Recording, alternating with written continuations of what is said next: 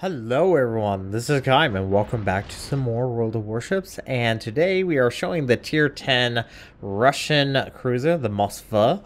And well, I know you will probably be hearing me saying this multiple times throughout this video, but I'm not a big fan of the Moskva. It really became apparent when I had to take her out for Clan Wars.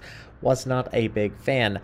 Now a couple notes before we get going. If you do hear sound of lawnmowers outside, it's because my apartment decides to mulch right now and I need to get this recorded before I can get ready. So I'm gonna try quickly get that taken care of, and hopefully it won't be that big of a distraction.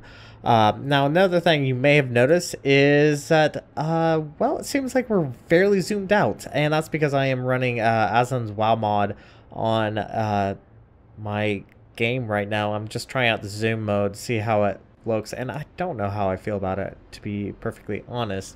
Let's actually take a look at the teams. We are playing on Sea of Fortune. We have a Lexington, 2 Montanas, Conqueror, Amagi, Zao, Moskva, New Orleans, Gearing, 2 Shemas, and a Haberdosh. On the enemy team, there is an Enterprise, Montana, Conqueror, Yamato, North Carolina, Bismarck, 2 Des Moines, Gearing, 2 Shemas, and a Haberdosh. And oh my word, this battle, it starts off very rocky for our team. If you've noticed, the enemy Lexington doesn't seem to be very active, and there is the enemy Enterprise's torpedo planes coming in, and yeah, it's not a good thing when your CV is AFK for this point of time. So things could be a little bit dicey. Now I have come to a point where I can keep my broadside protected from anyone shooting in from the northwest. We do see a Des Moines finally popping up. I do switch over to AP, hoping that he might continue showing a broadside, but does not look like that might be the case. We have lost detection on that Des Moines. Looks like he's finally opened up.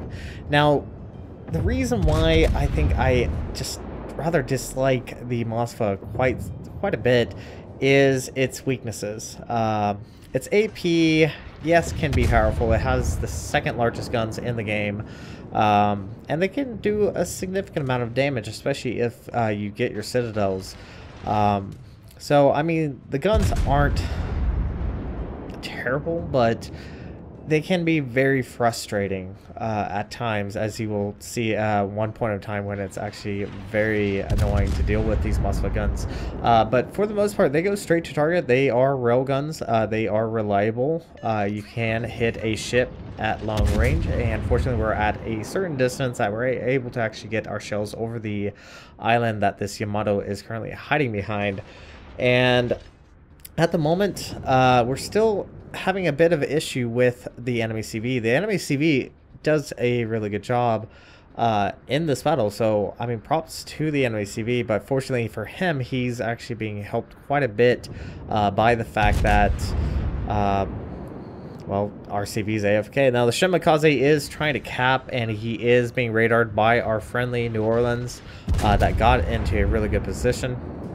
And now we should begin to focus him down. Yeah, he came into a really bad place right now. But you can see the number of ships currently aimed at us is 3. So that can be quite terrifying. I am trying to get out of this. Unfortunately for us, our New Orleans is going to get focused down. And I think that's Montana shells incoming. Did ricochet a few. Took only some minor damage. And look at that. 4 ships are now aiming at us. I think it's a very high time to get into a much better location. Now, the front of the ship is nice, but it's not the greatest thing. It will ricochet shells, but it won't prevent them from penetrating, especially a Yamato. Now, fortunately, we are actually saved by this island. This island did kind of save our butt by slowing us down quite dramatically. But right now, we have a Des Moines currently firing at us, and I'm trying to get into a better place to where I can stay away from this Yamato that's opening up against us. Bismarck does try to get some shots in, but fortunately we don't actually get hit. Now, we have just lost our Montana to the Shimakaze, and just keep an eye on where that Montana went down. He was just southwest of A, And look where our other two tier 10 battleships are. So far out east. I really don't understand why they are so far that way. It's our Conqueror and I believe our other Montana. Yeah, it's our other Montana. They're taking the long way around, I guess, hoping to try to get some damage in on this Yamato. The Yamato is currently playing the whole backup game. But right now we do know B is being captured, and it is the enemy Des Moines and Hapadosh.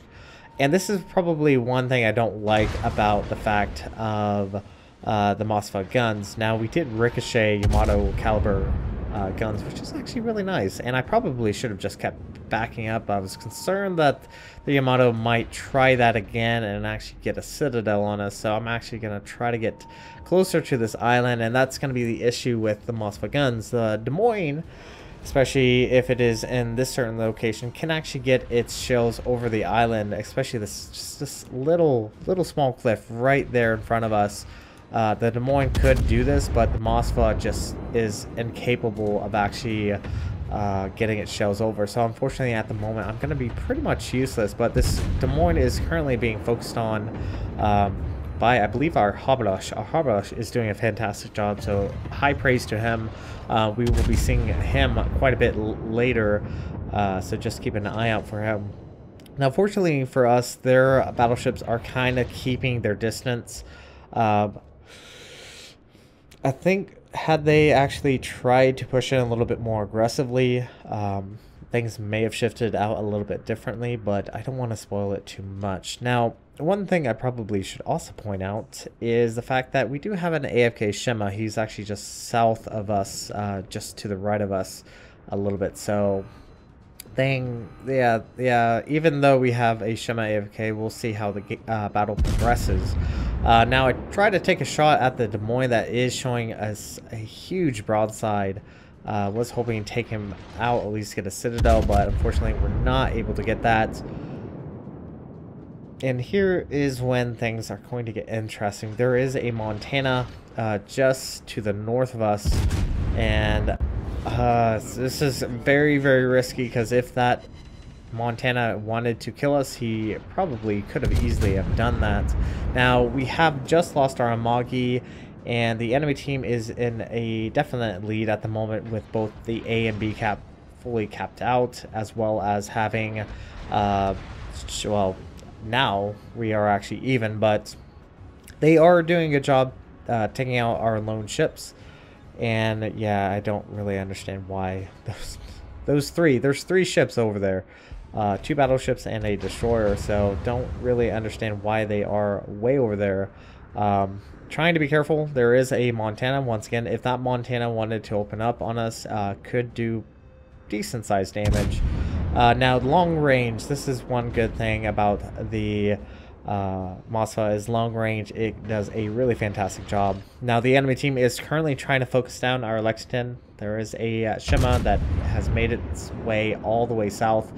And here I don't understand what this Des Moines thought was going through his mind. We just citadel, so he just took a very big amount of damage, and yet he continues to sell in a straight line. Another citadel. Can we finish off this Des Moines? I think there we go. Unfortunately, we have lost our Lexington. No citadel there. Des Moines could have easily turned in, but I guess he's just so focused on trying to take out our destroyers, but he instead goes down. But he did take out our friendly Shema, or at least with the assistance of the the enemy Shema. So could have definitely gone a lot worse. Now, one good thing about the Moskva is her AA, especially with advanced firing training, is pretty far. It goes pretty far. As you can see, we are assisting our destroyer. That is the friendly Habadosh from incoming dive bombers. And I believe the dive bombers are actually carrying AP shells, because it is a Enterprise. But we are at least trying to assist him with that. We are shooting down planes, which is good for experience and credits. That's for certain. Now, this Conqueror, I believe, is actually running the bigger caliber, the 457s, I believe they are. And fortunately for us, That's 4 less shells than he normally would have, so that should help us out. I am trying to take out the gearing. Gearing could prove very damning for us. And so right now I'm just going to try to focus him down, but obviously there is a Conqueror, and look at that. 1 shell and we are on fire. Now he is showing us a big broadside, and Des Moines, normally you would see good penetration, and this is probably one factor why I don't like the Moskva as much as I do, is the fact that I should be doing a lot more damage than I am, but we do get a good hit on this gearing, around 4,000, almost 5,000 points of damage. So overall, not too bad. The battle is very, very close. The enemy team is in lead. They do have also a CV advantage, and here the Conqueror should have AP loaded. This Conqueror should have had AP loaded, because I am coming around broadside, and this ship does not like to turn at all. But fortunately for us, he decides that he'll stick with HE, and I mean, I'll take that. That's fine with me. So we're gonna, me and this Habarosh decides to rush this Conqueror. But right now, my current focus is trying to take out the gearing. Gearing is more damning for our Habarosh, and I want to try to take him out as quickly as possible. And our secondaries are going off, doing pretty substantial amount of damage. Now the Habarosh is well within torpedo range, and once again, this Habarosh did a fantastic job. Took out the enemy Conqueror in 1 devastating strike, and now the battle's fairly close. Shema is being a pain towards us, is setting us on fire, and look at this, our secondaries are opening up. We actually get a shell hit, which is actually really nice, but he does decide to smoke, and is trying to get a hit on us, and I think he, actually I don't really know if he's actually spotting us, but I do let the Habarosh know that I do have radar available, and I do go ahead and pop it. Now the thing is, the enemy CV probably wants me dead, but there's also a North Carolina and a Montana. Had this, I think this North Carolina pushed down might have been fairly damning for me, but fortunately for us, we're able to kind of reverse back a little bit, get some good hits on the Shema, but the Habarosh is really the one doing the substantial amount of damage. Now the enemy CV is bringing in dive bombers and torpedo planes, and this is where having defensive AA is really beneficial. We do shoot down quite a few planes, knocking them out of the sky left and right. Does get a good hit there. Look at that. Did 16,000 points of damage off of my health. So definitely could have ended a lot worse there. But RNG just did not like me for some odd reason. So Montana is starting to push south, and I think it is a good time to get out of his way and try to push north a little bit. We still have defensive AA up, and we should be able to knock out the torpedo planes. 1 is left, and there is a North Carolina. I'm very concerned about this North Carolina, but fortunately for us, the North Carolina has decided to focus on the enemy or friendly Conqueror, and is showing us a big broadside. I do have AP loaded. Whenever you do see a battleship or cruiser showing you broadside, use your AP, because it's actually really good for quite a bit of reasons. Secondaries get fire on him, and yeah, you know the whole thing that it's hard for a cruiser to citadel a battleship. Yeah, that's nice. There we go. Citadel on the North Carolina. Do have to be careful. Don't want to spend too much time trying to be greedy. Need to stay alive as long as possible. Try to help our team, because our team is at a deficit on points. We are about 250 some points below the enemy team, and I'm just trying to keep myself away from this Montana. And our Habarosh, once again, this Habarosh captain did a fantastic job preventing this Montana from pushing quite heavily in. So the Habarosh is going to be rushing this Montana. So high props to you, good sir. You did a fantastic job in this battle. So for once, we're actually starting to catch up. We are in the ship lead. which is very beneficial. All that's left on the enemy team is the Montana and the CV. And the AA on the Moskva is doing a downright fantastic job. Radar, as you have seen, is very, very good, as well as the fact that with the additional radar modification, can increase the range. And look at that, that is the Haberdash's 6th kill, and he just earned high caliber. So very great job, very, very great job. So all that stuff is the enemy CV. I thought he might be north, but in fact he is all the way out east. And once again, with Moskva's long range on its AA, the bubble that I can maintain is quite significant. I can protect our Haberdash from incoming planes, and just look at us. We're just chewing up those planes left and right. But we should take out that last dive bomber, and I believe that's actually the last of the enemy CV's planes. So not a bad battle. 158k at the time being. We earned Confederate 5 citadels. Not the highest kill count, but hey, we did a lot of good damage, and definitely helped supported the team, which is extremely beneficial. So overall, not too bad. I do let the Haberash know that we just need to be capping just in case. Don't want to lose this on losing some ships to detonation or anything like that. And yeah, so this is probably one of my better battles. Definitely not my most favorite cruiser. I know some people out there will love their Moskva. I'm just not a big fan of it. It's powerful. It has its strengths, but it has a lot of weaknesses, and does require some patience and timing to be really very potent. But overall, I mean, not a bad ship, but yeah, definitely not my most favorite.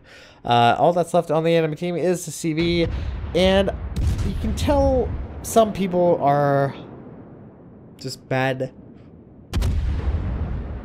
teammates, because the enemy's team starts criticizing the CV.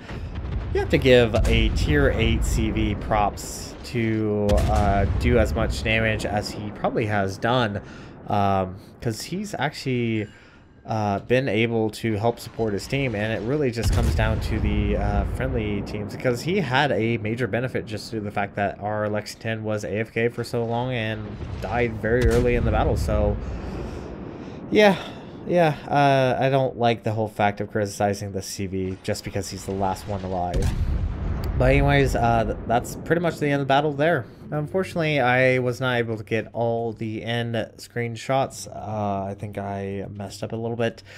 We did earn a victory, earned 501k silver, over 7,000 experience, earned Confederate and Dreadnought, 168,000 points of damage, 152 shell hits, 28 planes shot down, which once again is a really nice way to really buffer your experience and silver earned.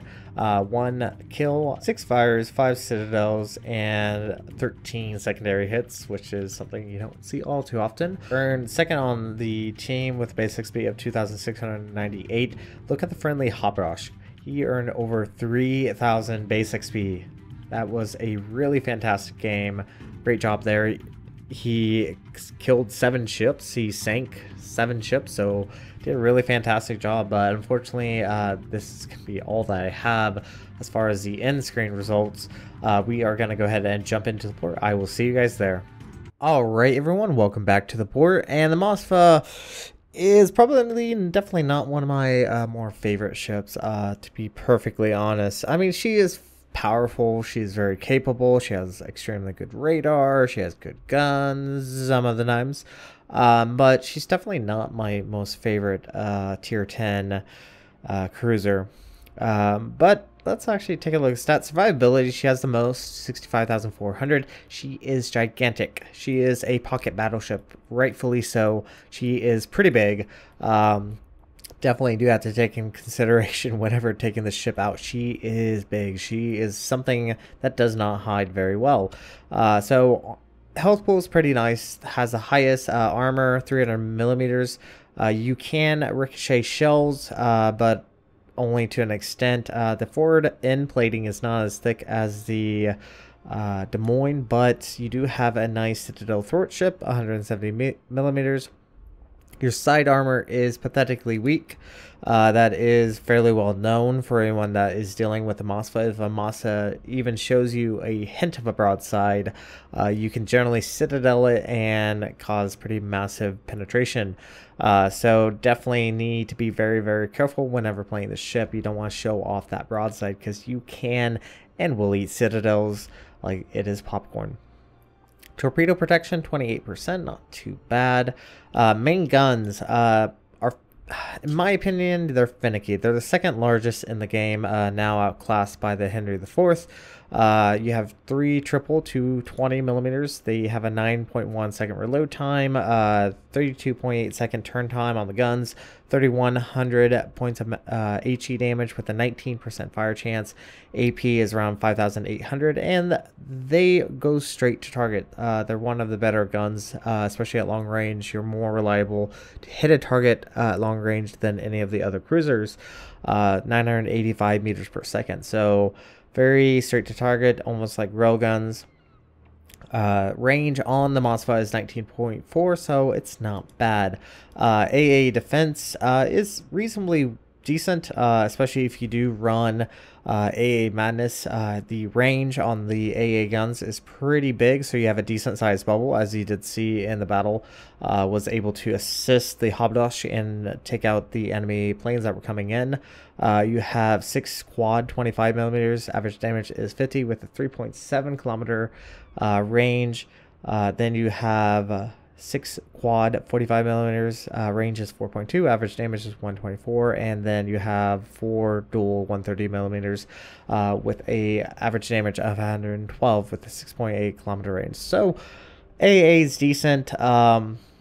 I will mention that it's not the greatest in the world. Obviously, the Minotaur and the Moine have the better AA, but it does have a decent range, so you can at least help provide some cover, especially if you run AA Madness, to kind of help disperse planes that are incoming on your friendlies.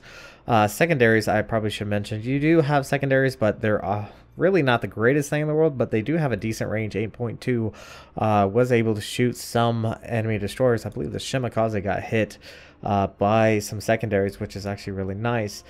Speed on the Moskva is 36.2 knots. I believe the is only outclassed once again by the Henry IV, so she's the second fastest cruiser in the game. Turning circle radius is pretty big, 760 meters. I believe the Henry IV has the biggest, 840. So turning circle radius is pretty big. Rudder shift times not bad, 8.7 seconds, which is very beneficial. It does allow you to kind of be slightly nimble. But most times you're going to be playing this ship almost like a mini fort, trying to protect your sides while causing harassment on your enemies. Concealment is the biggest, 13.8 kilometers. I believe the Henry IV has a little bit less than that. She is easily by far one to be detected, so you do have to be very careful. You can't sneak up on anyone. Range by air is 9.3, and in smoke you can shoot out at 12.7 kilometers without being detected.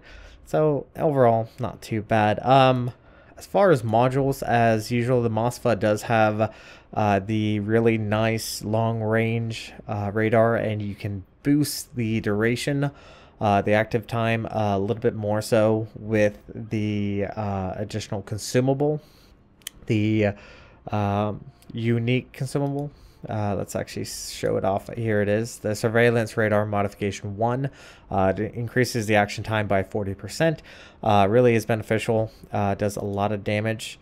Now they have changed this as of 6.14, so now everything is actually up, at least separated by lowest price to highest price, which I guess makes some sense, but that's kind of how it is.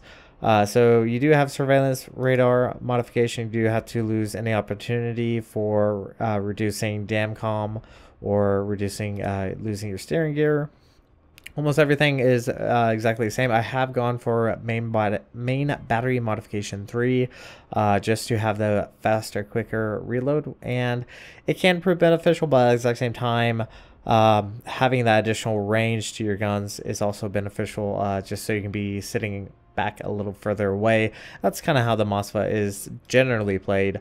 You can be aggressive, but I can't guarantee that you will be alive for very long after that. The ship can run hydro, but honestly, having defensive AA is a much better option, just protecting your friendlies from incoming aircrafts. Captain is actually a full 19-point captain.